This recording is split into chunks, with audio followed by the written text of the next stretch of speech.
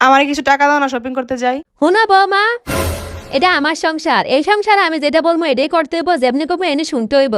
এখানে আমার কথাই শেষ কথা। কেন মা, এটা তো আমারও সংসার। তোমার সংসার মানে তুমি বিয়ে হয়ে আইছো যে শুক্র না আসতে দিন না, তোমার সংসার হয়ে গেল। শপিং করার জন্য আমি কিছু টাকা চাইছি, এটা কি আমার অপরাধ? কিসের শপিং? দুদিন পরে পরে তুমি আমাদের টাকা পয়সা সব শেষ করে তুমি শপিং করতে করতে যাও, রান্না করে যাও। रुको जरा। তোমার কাছে আমি অল্প কিছু টাকা চাইছিলাম শপিং করার জন্য, তুমি আমারে দিলা না। এই নাও। এই টাকাগুলো যদি তুমি আমার প্রথমে দিতে, তাহলে আমি এতগুলো কথা শুনতে হয় না। ঠিক আছে, যাও যাও। और अभी तो रुको, क्लाइमैक्स अभी আম্মা টেন টেনে। কত টাকা পাইলা? 4000। তাইলে আমার বাকিটা আমার দিয়ে দাও। এই নেন আপনার 2000 আর আমার 2000। আমার অভিনয়টা কেমন হয়েছে?